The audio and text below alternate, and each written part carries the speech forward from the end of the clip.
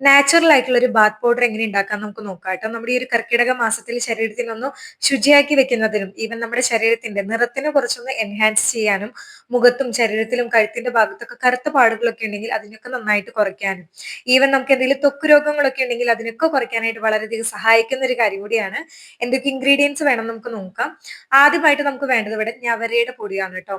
ഞവര എന്ന് പറയുന്നത് നമ്മുടെ ശരീരത്തിലത്തെ നീർക്കെട്ടിനൊക്കെ നന്നായിട്ട് കുറയ്ക്കാനായിട്ട് വളരെയധികം സഹായിക്കുന്ന ഒരു കാര്യമാണ്. രണ്ടാമത്തെ ഒരു കാര്യമാണ് മുതിരയുടെ പൊടി. മുതിര എന്ന് പറയുന്നതും ശരീരത്തിലെ വേദനയൊക്കെ നന്നായിട്ട് കുറയ്ക്കാനായിട്ട് സഹായിക്കും. പിന്നെ നമുക്ക് വേണ്ടതാണ് കോലരിക്കിന്റെ പൊടി. ഇത് നമ്മുടെ ശരീരത്തിലുള്ള പാടുകളൊക്കെ നന്നായിട്ട് കുറച്ചിട്ട് ശരീരത്തിൽ നിന്ന് കോംപ്ലക്ഷൻ കൂട്ടാനായിട്ട് സഹായിക്കുന്ന ഒരു കാര്യം കൂടിയാണ്. അപ്പൊ ഈ പറയുന്ന കാര്യങ്ങൾ നമ്മൾ ഒരു 100 ഗ്രാം ഇത് എടുക്കാനായിട്ട് നോക്കുക.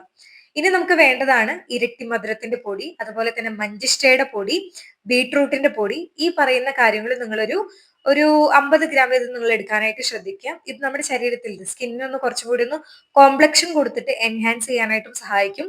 അടുത്തതായിട്ട് നമുക്ക് വേണ്ടതാണ് മുത്തങ്ങയുടെ പൊടി, ത്രിഫലയുടെ പൊടി, ആര്യവേപ്പിലയുടെ പൊടി.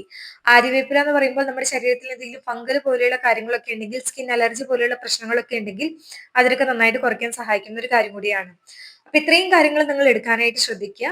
ഈ കാര്യങ്ങളെല്ലാം മിക്സ് ചെയ്തിട്ട് നിങ്ങളൊരു എയർ ടൈറ്റ് ആയിട്ടുള്ള ഒരു കണ്ടെയ്നറിൽ ഒരു ചില്ലിന്റെ കുപ്പിയിൽ വെക്കുകയാണെങ്കിൽ അത്രയും നല്ലതായിരിക്കും.